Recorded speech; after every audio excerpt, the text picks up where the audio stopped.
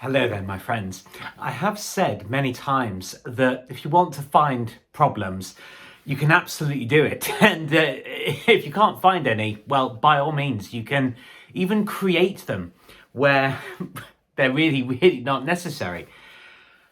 But the thing is, what you'll find is that people want to scream and shout all the time at a high volume about everything that's wrong in the world.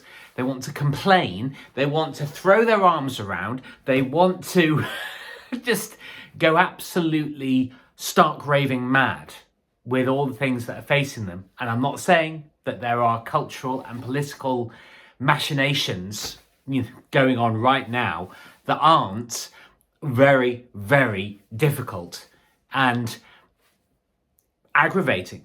We understand it.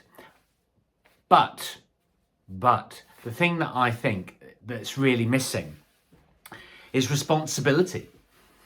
What are you actually doing? I mean, it's a really valid question. And whenever you confront people, or even just ask the question, well, what are you doing? What solutions are you providing? What are you offering to make things better?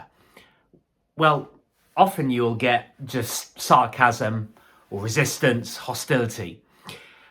But the thing that I really want to do, because even though I am in my mid-40s, and I've found this a lot when speaking with people of all ages, that I still feel like I'm a teenager or even younger. For some reason, we have in our minds programmed that 12 is the age that we will cite when we don't really have an idea of what's going on. But when you think about that age for the average person, well, that's really the time that you start to individuate and to strike a pose, really, in terms of being your own person, wanting to express yourself in ways that are contrary to how you were brought up. It's a bit of psychology there for you. But I don't think that many people actually progress beyond that age.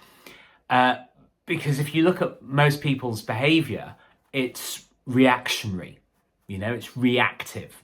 It's not proactive and adult. And, well, what is adult, you might ask? And it's a good question. To me, adult is all about taking personal responsibility and realising that if you want your life to be a particular way, if you want to do particular things, well, then you have to actually do them. And many people, you'll see that I've got my crucifix up there. And I've got a painting of a crucifix that I did many years ago behind the camera, all the things that you don't see. And I really want to start taking more action in terms of how I conduct myself, what I allow to concern me. I'm not even going to say bother me, because I've been extraordinarily sensitive for much of my life. And we can argue until the cows come home and then go out and come home again as to whether that's nature or nurture. I think a lot of people are just trying to survive a lot of the time.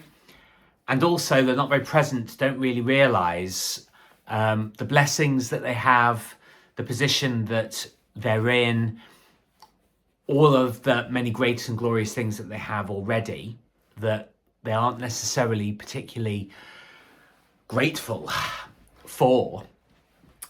But I know the more resilient I become, which does actually result from understanding that when people cry and wail, it's little, if anything, to actually do with me as a person.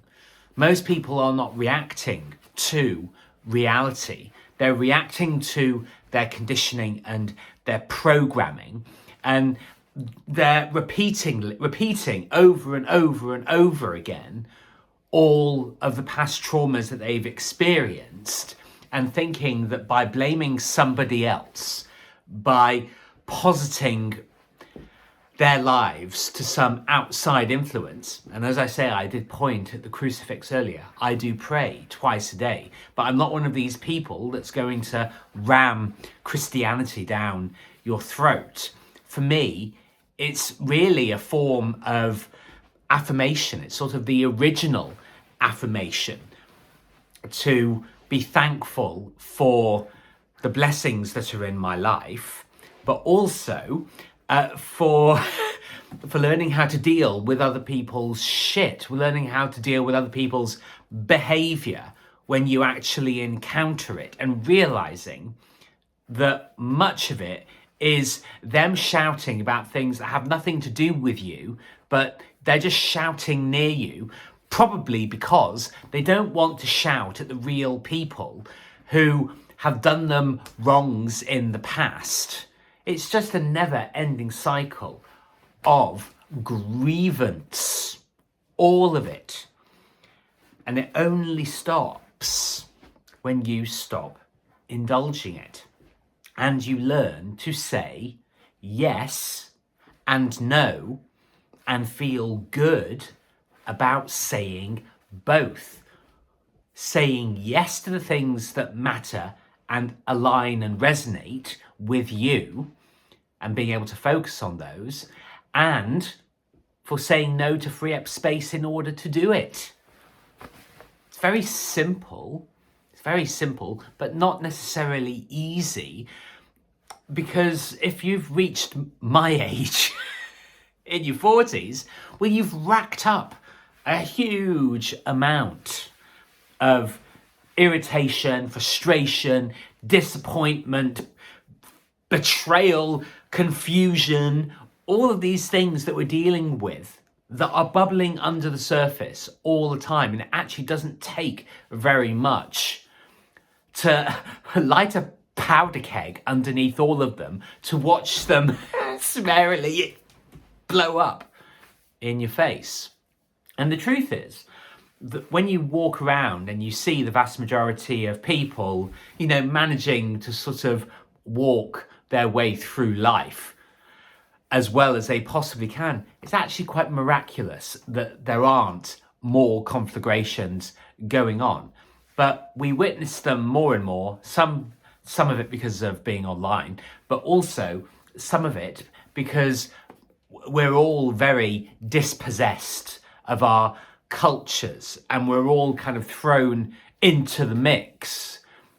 And what's really important about being an adult is that you know how to define boundaries, which can be a very, very difficult thing, which is why I escaped the city, because it's getting more and more difficult to do it with everything crammed right up next to each other, on top and below, and it's all just such a clusterfuck of completely unmixable people and practices and behaviors and belief systems. And we can see it playing out all the time, that there's a huge amount of what we might call contrast or chaos and very little harmony. And what I have found, again, in learning to be more adult, is to learn what I give my energy to, because things do multiply when you focus on them all the time. And I'm still trying to figure out a huge amount of stuff. My place in the world, what I want to do, what I want to offer, how I want to deliver it. And it's very much suck it and see and kind of make it up as I go along. But I think I'm actually doing very, very well, because I feel like a lot more is definitely possible. And I've actually not just feeling it or believing it, I'm actually seeing techniques work. And there are some times that I'm in the process and suddenly the little devil on my shoulder will say, well, you know, you're doing this wrong, or you're not doing this in the right way. And I think we all have that to a certain extent, but it's all about curiosity. It's about exploring. It's about trying things out. It's about watching the people that you enjoy watching and implementing bits of advice and sort of treating the world like a smorgasbord, like a pick and mix that you can pluck from, and you can discard what you don't like, and you can roll with what you do.